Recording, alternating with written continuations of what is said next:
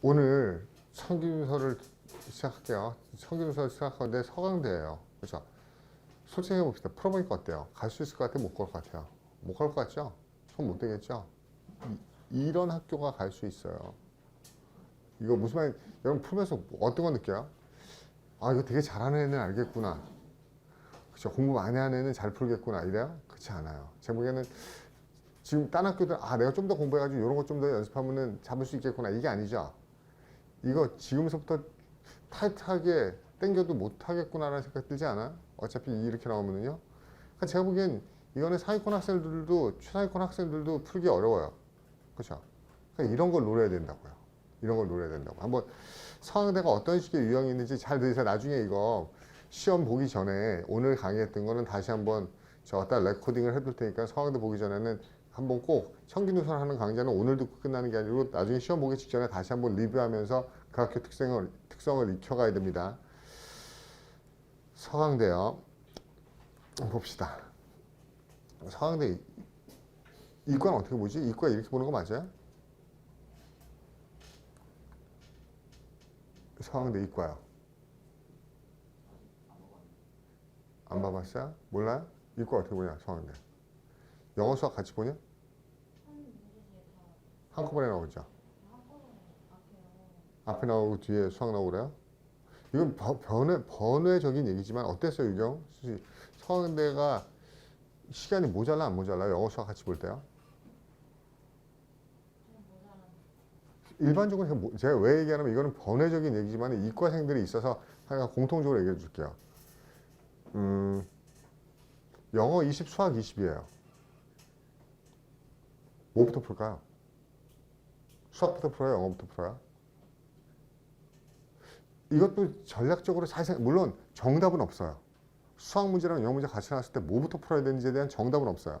한번 잘 한번 함정을 생각해 보세요. 제가 결론부터 얘기할게요. 저는 영어부터 풀어요, 무조건. 제가 만약에 수험생이면 영어부터 풉니다. 왜 그럴까요? 전반 제가 시간 모자랄 것 같아요. 수학이 20문제면은 솔직히 말해서 20문제 주고 60분 줘도 검토하고 그러면 타이트한데 수학이 그 20문제, 영어 20문제인데 60분이라고 그러면 제가 보기엔 뭐 때문에 시간 모자라요? 수학 때문에 시간 모자랄 것 같거든요. 수학 20문제 만만하지 않거든요. 그렇죠? 이거를 뭐 20문제를 어떻게 이걸 뭐 30분 만에 다 풉니까? 이거 불가능해요. 제가 보기에는 물론 계산이 굉장히 심플한 건 모르겠는데 계산이 복잡해지면 기본적으로 들어간다고요. 그러면 적어도 이과에 있어서는 뭐가 중요해요? 영어주와 수학이 중요해요. 착하면 안 됩니다. 영어와 수학 중에 이과는 당연히 수학이 중요하죠. 수학 점수 잘 나와야 될 거 아니에요. 수학이 안 나오면서 어떻게 이과에 가요? 그런데 아주 테크니컬하게 생각하면은 뭐가 더 중요한 건 없어요. 이유는 어차피 총점이에요. 어차피 총점으로 영수 총점을 가지고 당당히 결정하기 때문에 와 수학은 단부전인데 영어 빵점이야. 그럼 떨어져요 얘는. 그렇죠? 그런 건 있어요. 동점일 때는 수학 점수가 좋은 애가 붙어요. 영수 총합 점수가 동점일 때는 수학에다가 좀 가듯이 수학 점수가 더 높은 애를 뽑긴 하는데 야, 그런 경우가 얼마나 되겠어요? 여러분 아세요? 올림픽에서 동점 나오면은 누가 금메달이에요? 금메달, 은메달 기록 점수에서 동점일 때 똑같이 점수할 때 누가 금메달이에요? 몰라요? 몸무게 적은 애가 금메달입니다. 아세요? 물론 경기마다 다르겠지만 똑같은 점수를 받을 때는 몸무게가 적은 사람이 편입도 그래요. 모든 점수가 다 똑같아요. 그럼 누구를 합격시킬까요? 여기서 좀 마음 아픈 사람이 있을 텐데 그렇죠? 생일 느린 애가 붙어요. 무슨 말인지 알겠어, 상호? 그렇죠? 모든 점수가 다 똑같으면요 나이 어린 애가 합격이에요. 나이 많은 사람보다요. 그렇죠? 뭐 나이를 줄일 수 없으니까 지금 어차피 먹은 나이를 줄일 수 없으니까 그렇지만은 제가 다시 원점으로 돌아서 얘기할게요. 핵심은 이겁니다. 수학을 먼저 풀지 말고 영어를 먼저 푸세요. 한번 그리고 연습을 해보세요. 나중에 제가 영수 합쳐 있는 문제 가지고 연습을 시켜드릴 테니까요. 뭐가 있냐면 저는 개인적으로 그렇게 생각해요. 수학은 여러분이 딱 풀어보면 안 돼요. 대충 뭐라냐면 이과 학생들은 20문제를 푸는데 얼마 정도 걸릴지라는 게 자기가 알아요, 보통. 그렇죠? 예측이 가능해요. 어느 정도 걸려요, 보통 20문제 푸는데?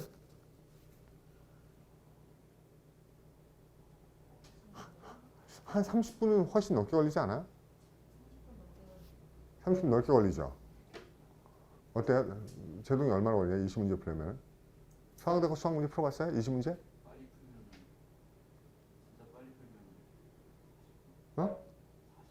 40분. 제가 그래서 얘기하는 거예요. 무슨 말인가 하면은 수학을 먼저 풀어요. 그렇죠? 수학을 먼저 푸는데 진짜 빨리 풀었어요. 그리고 40분 만에 풀었어. 와, 이제 20분 남았어. 영어 풀자. 여러분, 영어는요, 시간의 압박을 느끼면요, 눈에 안 들어와요. 무슨 말인지 아시겠어요? 큰일 났다. 예를 들어서 빨리 풀지 않고 수학을 다 풀어서 마지막까지 풀었는데, 와, 45분 썼어. 근데 영어 20문제 남았는데 10분 남았어. 그럼 어떻게 되는지 아세요? 그냥 원래 풀 수 있는 데도 멍하죠. 찍자. 그죠? 일단 앞에 어디가 도나 막 찍자. 이렇게 된다고요. 그러니까 제가 생각하는 건 그겁니다. 차라리 적어도 내가 수학을 푸는데 35분이나 40분 정도가 필요하다. 그러면 35분을 남겨놓은 전까지는 뭐예요? 영어를 먼저 풀라고요. 그게 오히려 유리할 수도 있다고요. 왜? 영어는 특히 독해 지문 같은 거 남았는데 시간이 압박이 느껴지죠? 그죠? 그러면은 아예 생각이 머리가 안 돌아가 버려요. 오케이? 물론 이런 방법도 있어요.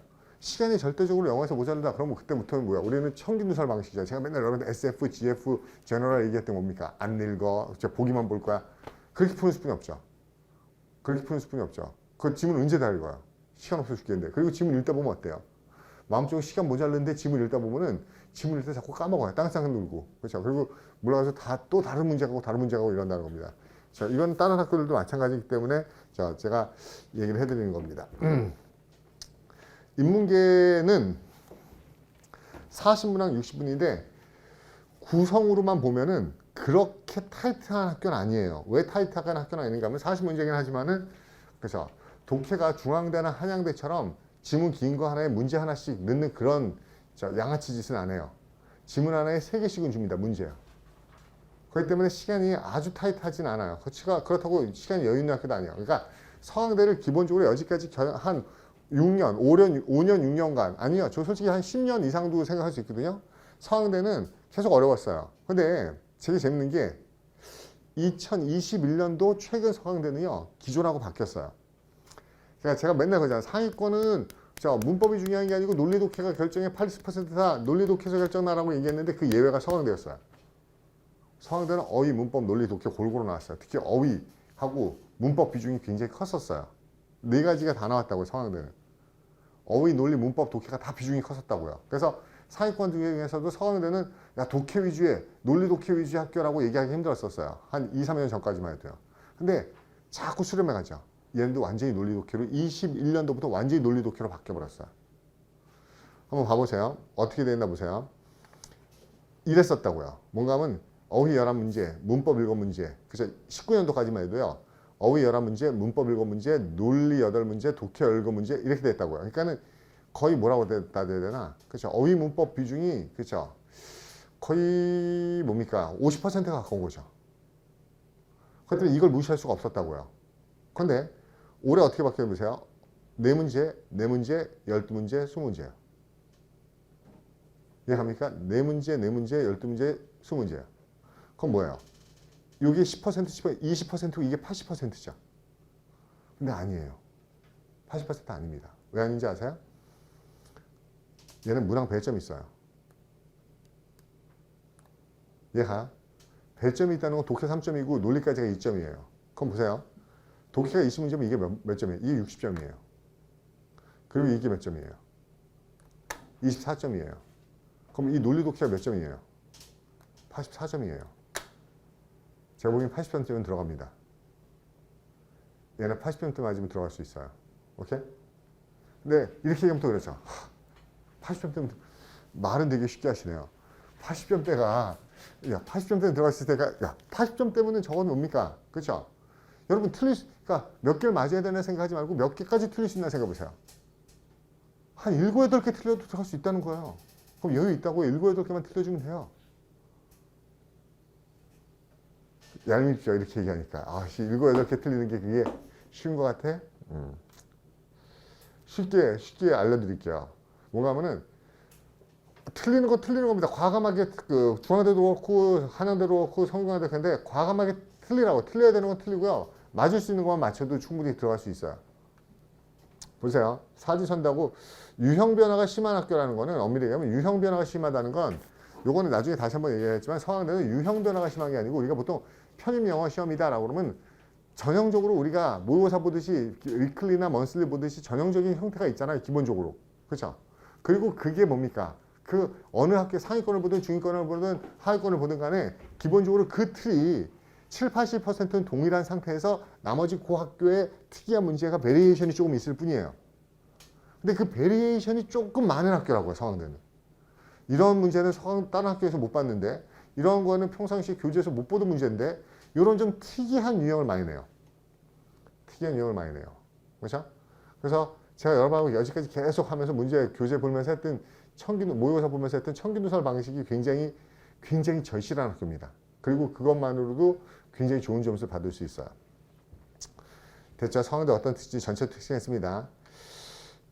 경향 및 난이도 분석. 상위권 대학 중에서 출제 유형이 가장 많이 바뀌는 학교가 서강대이다. 그러니까 바뀐다는 게 무슨 말인가 하면은 딴 학교에서는 여러분 독해 보면서 약간 이상했었을 거예요. 독해 보면도 이거 제가 이게 SF야? GF야? 제너럴 이거 SF도 아니고 GF도 아니고 제너럴도 아니고 이게 뭐였지? 이런 문제가 나온다고요.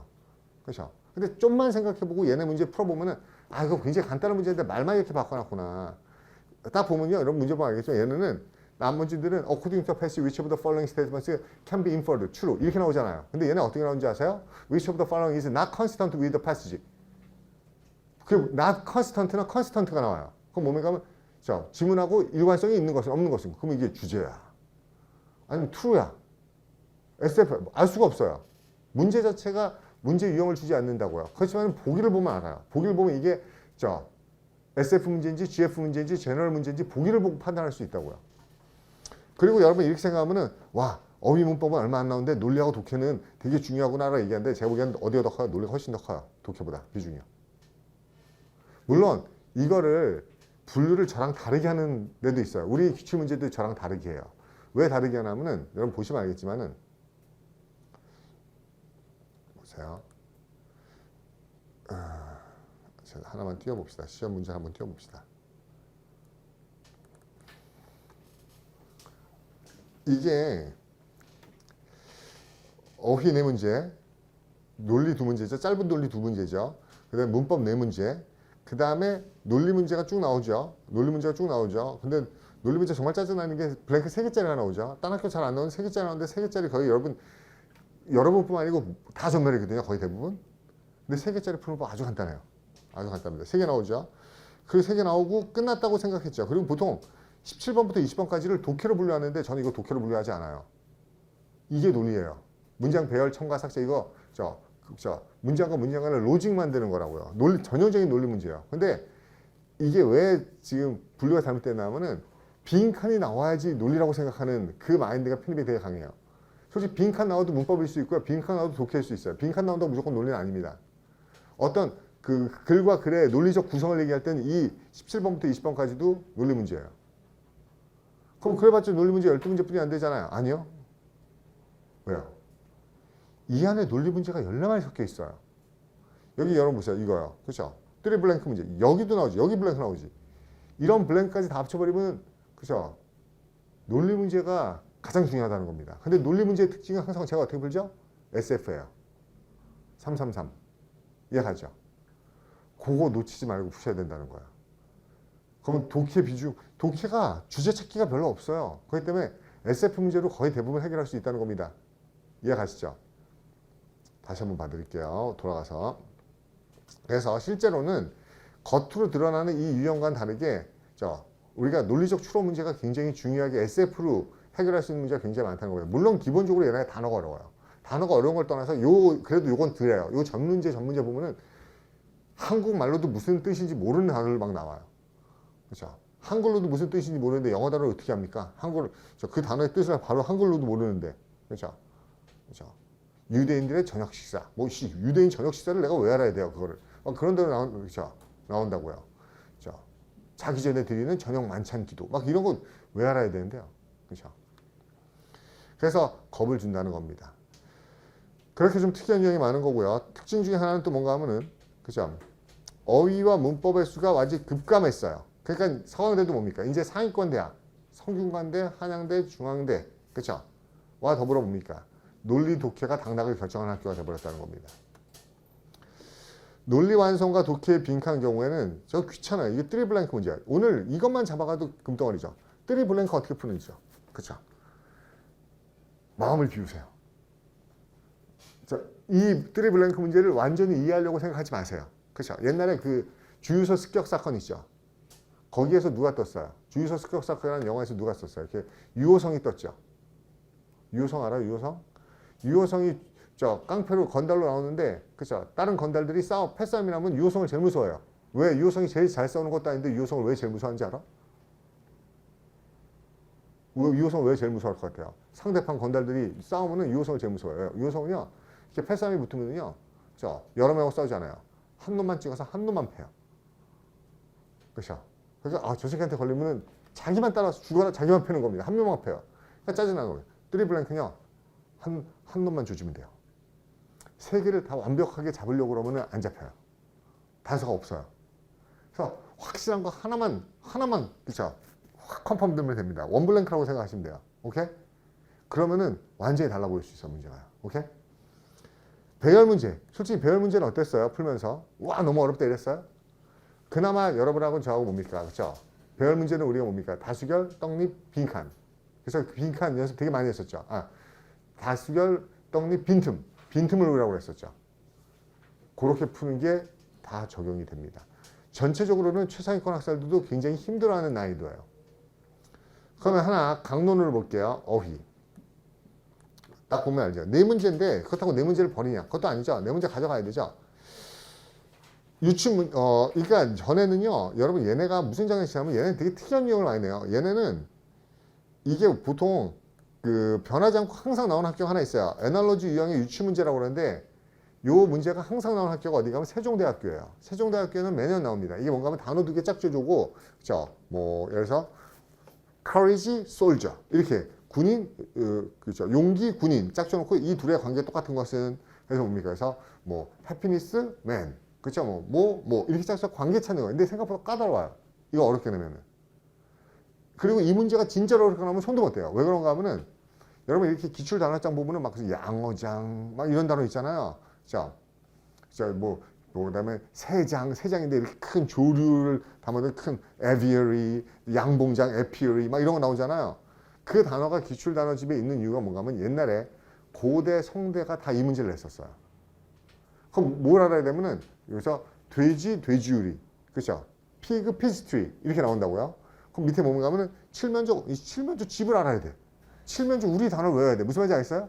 그러다 보니까 단어들이 자꾸 짜증나게 그죠? 막 전문 단어들이 들어가게 되어서 다 드러냈어요. 그 문제가 다 드러내졌거든요. 쓰지도 않은 전문 단어가 들어오니까는 다 드러낸 거라고요. 근데 세종대만 내고 있어요. 그런데 서강대가 간혹 가다가 이 문제를 내요. 최근까지 나왔어요. 단어 짝지어 주는 거. 근데 좀 쉽게 나오긴 했어요. 쉽게 나오긴 했었는데 자꾸 바꿔간다고요. 남들이 안 되는 문제를 자꾸 내본다는 거예요. 나중에 한번 얘기했지만은 서강대는 최신 기출을 분석해서 완벽하게 익혀놓고 또 서강대들이 특이하게 내는 문제들이 있는데 그런 것도 익혀놓는 게 중요해요. 여러분 보세요. 어퍼플렉틱이라는 단어 나왔고요. 스틸티드라는 단어 나왔고요. 폴레믹이라는 단어 나왔고요. 크로니클이라는 단어가 나왔는데 제가 여러분 무시해서 미안하지만은요. 이거는 상위권 학생들도 어퍼플렉틱하고 스틸티드는 잘 모를 거예요. 그리고 폴레믹이라는 단어하고 크로니클은 여러분들 대부분 알 거예요. 근데 문제를 보시면 알겠지만은 그게 안다고 풀리지가 않죠. 안다고 풀리지가 않게 돼 있죠. 우리가 알고 있는 크로니클의 의미로 안 나왔잖아. 동사로 써버렸잖아. 그렇죠? 그나마 여기서 뭡니까? 웃으면서 풀 수 있었던 건 제가 보기에는 뭡니까? 못분이 없어요. 폴레믹이라는 단어는 아마 그래도 여러분들이 뭡니까? 맨날 데일리 보면서 이건 알아 하고 밑에 보기 단어 요거 하나 빼놓고는 세 개 다 힘들었을 거예요. 오케이? 그래서 제시 단어도 까다로운 편이었고 보기 단어도 만만하지 않아요. 이럴 때는 우리는 어떻게 푼다? 그냥 논리로 푼다. 논리로 푼다. 그렇죠? 논리로 푼다. 그걸 잘 생각해 보세요. 논리로 풀기도 쉽지 않은 게 또 보기 단어가 쉽지 않으면 논리도 빡세게 돼요. 그러니까 어휘가 굉장히 큰데 그래 봤자 뭡니까? 그렇죠? 한 두 개 틀려도 그렇죠? 4점이에요. 그렇죠? 여러분 당당하게 전혀 지장 안 주니까 앞부분에 심적으로 그런 게 있어요. 앞부분에 어휘 풀면서 막 단어가 막히기 시작하고 헷갈리고 찍는 느낌 들면은 심리전에서 지고 들어간다고요. 이렇게 힘들다. 이런 게 있으니까는 차라리 아니면 어휘 버리고 독해나 논리부터 푸는 것도 나쁘지 않아요. 얘네가 당락을 결정하는 파트는 아니라는 겁니다. 문법이요. 문법이 참 얘는 문법을 참 거지같이 내요. 그렇죠? 거지같이 냅니다. 혹시 서강대 문법을 분석해 본 적 있나요? 따로 없었죠. 얘네도 신경 쓰지 마세요. 10%뿐이 안 되기 때문에 큰 당락 필요 없는데 문법은 뭔가 하면 얘네 특징이 뭔가 하면 다른 학교랑 좀 달라요. 유형이. 전형적으로 문법 이론을 물어보는 게 아니라고요. 전형적인 문법 문제라기보다는 해석을 기반으로 하거나 어떤 콜로케이션, 그렇죠? 빅레인이야, 휴지레인이야, 헤비레인이야, 라지레인이야 이런 식으로 물어본다고요. 그러면 헤비레인이 왜 맞아? 왜 휴지레인은 안 돼? 그건 이거 문법적으로 설명이 힘들다고요. 그냥 그렇게 쓰는 거라고요. 그렇기 때문에 문법의 섹션을 다루고 나오지만은 약간 뭡니까? 어떤 여러분이 영어적인 느낌이나 감이나 콜로케이션이 얼마나 익숙한가를 물어보는 문제라는 게 특징입니다. 그죠? 그러니까 문법보다는 그 어법적인 문제예요. 그렇죠? 이 표현이 어느 게 좀 더 그렇죠? 낫는지 이런 걸 물어보는 게 문제가 많기 때문에 이것도 풀면서 뭡니까? 압박을 느낀다고. 문법 그래도 꽤 많이 했는데 이런 거는 좀 생전 처음 들어보는데 이런 압박을 느낄 수 있어요. 다만 중요한 거는 다른 학교들처럼 문법 지문을 굉장히 길게 해가지고 독해하듯이 하지 않게 짧게 나와주고 그렇죠? 이렇게 관용적인 표현들 이런 것들을 동사의 모양 이런 걸 물어보니까는 나이가 높은 겁니다. 요번에도 그래야 제가 보기에는 그렇죠? 7번 문제는 굉장히 간단했어요. 근데 또 보통 이런 식으로 문제 잘 안 내거든요. 명사 자리에다가 형용사 갖다 놓는 거 잘 안 내거든요. 그 다음에 8번은 그래도 쉬운 이게 난이도가 어려운 문제 아니에요. when이나 while 다음에 접속사 비동사 동시 생략해야 되는 문제. 오케이? 그 다음에 동사의 관용 표현. 그 다음에 이거는 해석에 관련된 문제. 그러니까 전형적으로 무슨 관계대명사다, 가정법이다 막 이렇게 외워서 푸는 문제가 아니라 약간 관용적으로 나온다는 겁니다. 논리 완성의 비중이 굉장히 많이 늘었어요. 아까도 얘기했지만 논리 완성의 섹션에서 문제가 늘은 걸 떠나서 그렇죠? 독해에서도 빈칸 추론이 워낙 많기 때문에 빈칸 추론이 원블랭크뿐만 아니라 쓰리블랭크도 많기 때문에 논리 완성. 우리가 그리고 여러분 몰라서 그런데 여러분 제일 좋아하는 게 SF 아니에요? SF. SF가 많을수록 여러분은 땡큐라고요. 솔직히 바람직하진 않아요. 제가 어떤 평가론의 관점에서 봤을 때는 SF 문제가 이렇게 많이 나오는 거는 시험의 완결성에 있어서 그죠? 바람직하지 않아요. 무슨 말인지 알겠어요? 글이라는 걸 왜 읽습니까? 빈칸을 채우기 위해서 읽어요, 우리가. 그 글이 무슨 메시지를 전달하는가 아이디어, 그 주제를 파악하기 위해서 읽잖아요. 그러면 독해 문제는 절대로 뭡니까? 주제 문제가 빠지면 안 돼요. 글을 왜 읽는데요? 이 사람이 무슨 얘기하는지 메시지를 알아야 되니까 독해 문제에는 반드시 주제 문제 들어가야 되고 또 뭡니까? 추론 문제 들어가야 되고 이걸 가지고 어떻게 내가 유추할 수 있는 추론 문제 들어가야 되고 내용 파악 문제 들어가야 되고 그렇죠? 문맥상 의미 들어가야 되고 원래 그렇게 나오는 게 맞아요. 근데 상위권 대학의 특징이 몽땅 다 SF 문제가 점점점 늘어요. 주제 문제 안 나오고 다 빈칸 추론 이런 문제라고요. 트루 나 트루. 왜 그런지 아세요? 왜인지 모르겠어요? 귀차니즘이에요. 빈칸 추론이 출제자한테는 내기가 가장 편해요. 뚫고 여기 뭐 들어가니? 그쵸? 지는 알잖아. 원문이 있으니까. 아니 이거 바꿔버리면 되잖아요. 근데 주제라든지 이런 거 어때요? 다 영작으로 지어내야 되잖아. 그렇죠? 그렇기 때문에 여러분한테는 유리한 거라고요. 어렵게 느꼈지만 오늘 수업 듣고 다시 한번 서강대 거를 그 전년도 걸 풀면서 한번 봐보세요. 그럼 오늘 문제 다시 한번 검토해보세요. 그럼 다르구나 느낄 겁니다. 문제가. 그나마 원블랭크도 짜증나 죽겠는데 여기서 뭐예요? 그쵸? 3개의 빈칸 중에서 그쵸? 나는 트리블랭크가 나와요. 제가 여기 잠깐 얘기했습니다.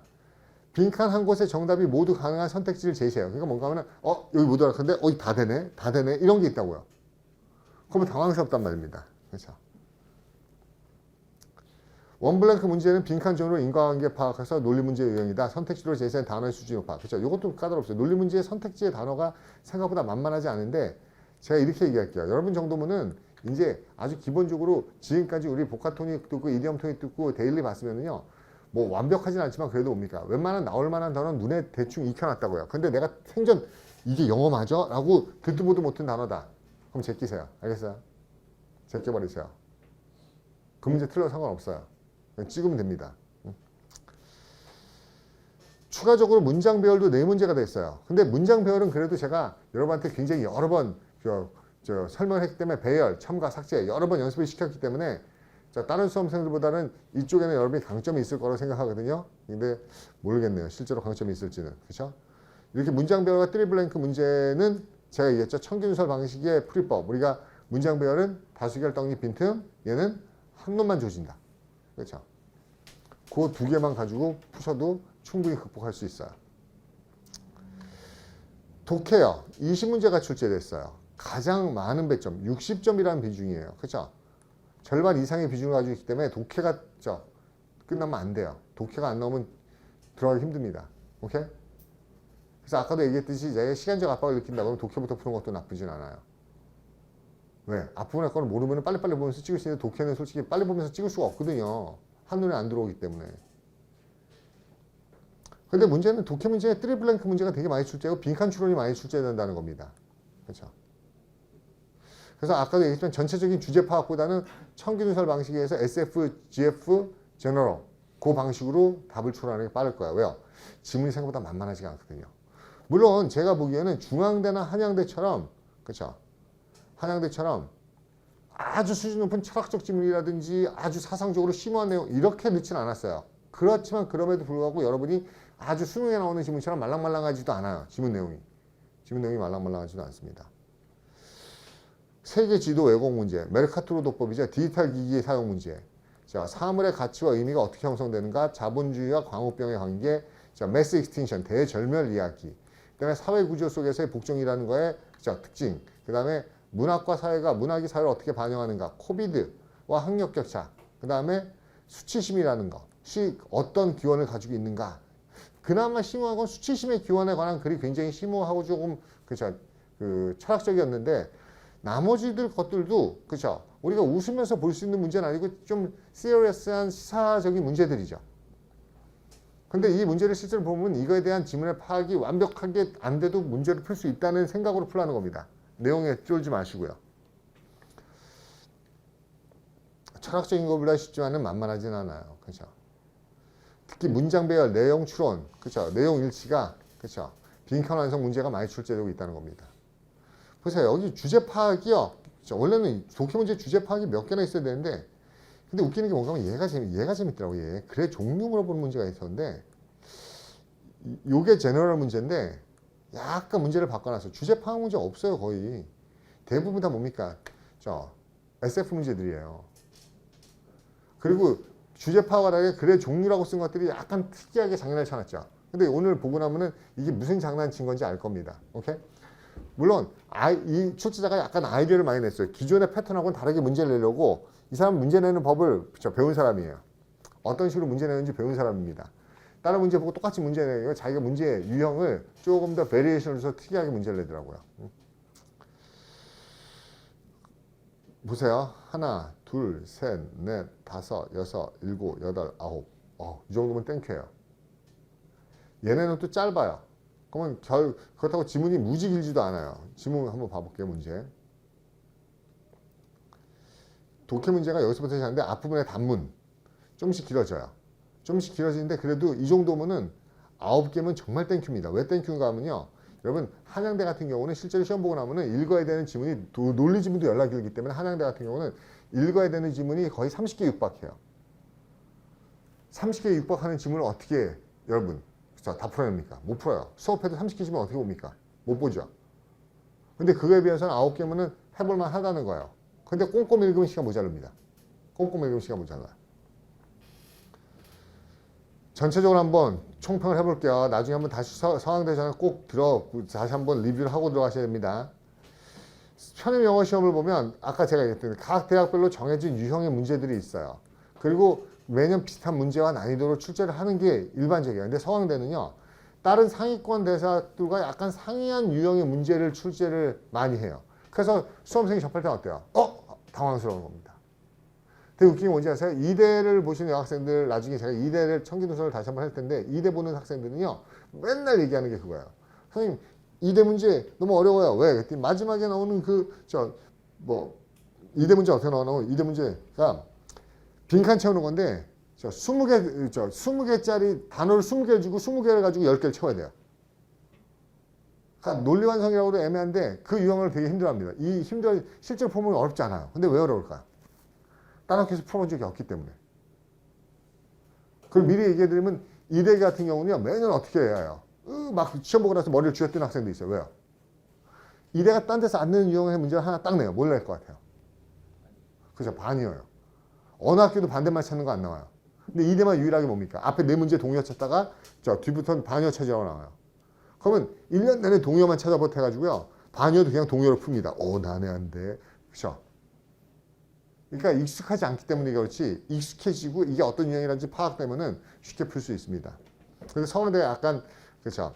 특이하게 성유형대 고유의 방식의 특이한 문제를 내기 때문에 이것도 역시 뭡니까? 청기누설 방식으로 접근하면은 훨씬 더 좋은 성과를 거둘 수 있습니다. 어휘는 난이도가 어렵고 문법은 난이도가 높지 않지만은 우리 익숙하지 않은 특이한 유형이 나오고 논리는 트리블랑크 문장별 럴라 나오고 어휘도 어렵고 독해는 지문수로 압박하지 않지만은 빈칸 추론이나 트리블랭크 문제들이 많기 때문에 그렇죠. 왠지 이렇게 풀면서 그렇죠. 심적으로 그렇죠. 편하지가 않아요. 굉장히 많은 압박을 느끼는 학교입니다. 됐죠? 그래서 어느 학교보다도 청기누설 방식으로 푸는 게 무지 중요한 거야. 왜? 마음 편해가지세요. 나만 모르는 게 아니고 이거 다 힘들겠구나. 그러니까 나는 뭐 어떻게 하겠다? 답만 찾아가겠다. 오케이?